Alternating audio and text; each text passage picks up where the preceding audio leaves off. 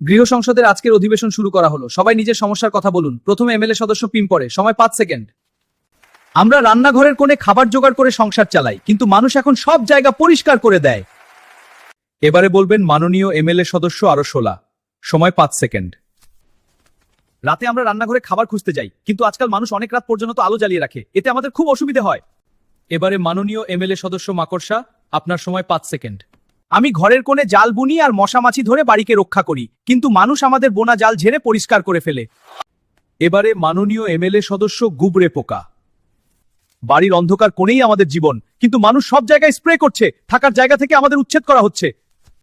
মাননীয় এমএলএ সদস্য মশাকে বলতে অনুরোধ করছি, আপনার সময় 5 সেকেন্ড। ধন্যবাদ স্পিকার মহোদয়। আমরা রক্ত খেয়ে বাঁচি, কিন্তু মানুষ এখন মশার কয়েল ধূপকাঠি যে আমাদের তাড়িয়ে দেয়, আমার বাঁচবো কি করে? মাননীয় মন্ত্রী উকুন, আপনি সবার প্রশ্নের উত্তর দিন। আপনার সময় 15 সেকেন্ড। মাননীয় স্পিকার, পিম্পরেরা দলে দলে চিনি পাচার বন্ধ করুক, পরিমিত চিনি খাক, অন্যথায় মানুষের সুগার ফল করে যাবে। মাননীয় স্পিকার, আরশোলারা বাড়ির যেখানে সেখানে তো অনধিকার প্রবেশ করেই, এরা বাড়ির বউ আর সুন্দরী মেয়েদের ভয় দেখায়। মশাদের কথা আর কি বলবো, পেট ভরে গেলেও এরা মানুষের রক্ত চোষা বন্ধ করে না। মাননীয় স্পিকার, এইসব প্রাণীরা মানুষের বাড়িতে থাকবে, আবার ক্ষতিও করবে। মানুষ রুখে দালে আমি উকুন মন্ত্রী বলে সে দায় একা নিতে পারবো না। এই বাড়িতে সবাই মিলেই বাঁচি, মানুষের সাথে আমাদেরও সহাবস্থান দরকার।